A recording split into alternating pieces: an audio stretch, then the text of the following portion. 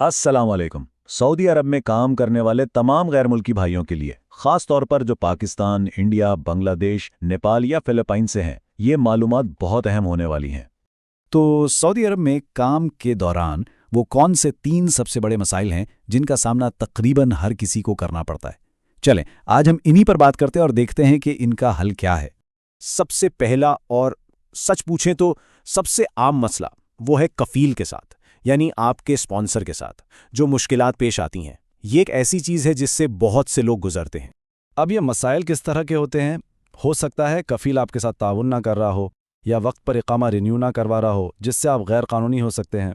कभी कभी सीधी सीधी हैरासमेंट भी होती है। लेकिन सबसे ख़तरनाक सूरत हाल तब बनती है जब कफील एग्जिट वीज़ा देने से ही इनकार कर दे। सोचें, आप एक ऐसी जगह फंस गए हैं जहां से आप निकल ही नहीं सकते।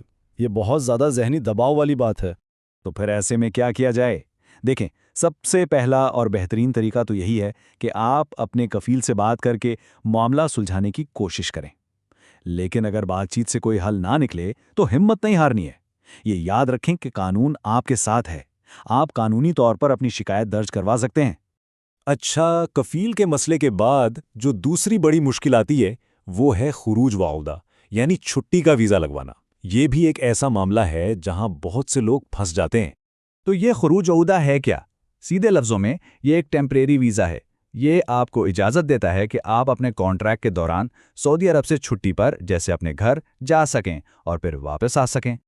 असल मसला तब शुरू होता है जब कफील ये वीज़ा अप्रूव ही ना करे, और फ़र्ज़ करें वीज़ा लग भी गया तो कभी कभी वापसी पर कोई ना कोई मसला खड़ा हो जाता है। ख़ास तौर पर अगर आपके इकामा या पासपोर्ट में कोई गड़बड़ हो तो बस परेशानी वहीं से शुरू हो जाती है।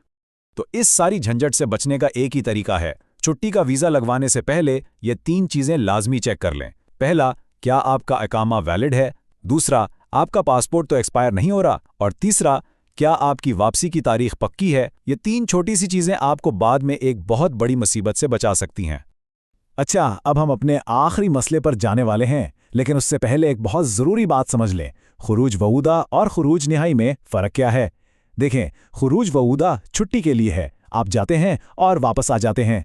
लेकिन खुरूज निहाई का मतलब है फाइनल एग्जिट, यानी आप नौकरी छोड़कर हमेशा के लिए जा रहे हैं।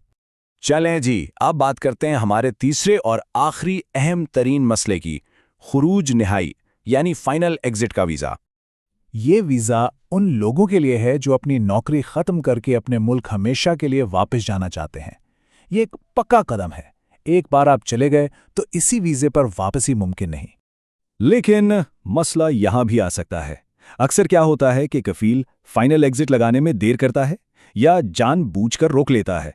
अब इस सूरत हाल में वर्कर बेचारा लटक जाता है। ना वो कानूनी तौर पर कहीं और काम कर सकता है, ना ही मुल्क छोड़कर जा सकता है। ये वाकई एक बहुत ही बुरी पोजीशन है। तो इस मुसीबत से कैसे बचा जाए? फाइनल एग्जिट लगवाने से पहले आपको ये 3 बातें यकीनी बनानी हैं। पहली, आप पर कोई पैसे वगैरह तो बाकी नहीं, यानी आपके सारे फाइनेंशियल ड्यूज क्लियर हों। दूसरी, आपका इकामा वैलिड हो या फिर उसे कैंसिल करवाने का प्रोसेस ठीक से चल रहा हो। और तीसरी, आपके नाम पर कोई केस या जुर्माना तो नहीं है। ये सब क्लियर होना बहुत ज़रूरी है। तो हमने ये तीनों बड़े मसाइल देख लिए। अब इन सब को जहन में रखते हुए वो कौन सी सबसे ज़रूरी बात है, वो कौन सा मशवरा है जो आपको हर हाल में याद रखना है?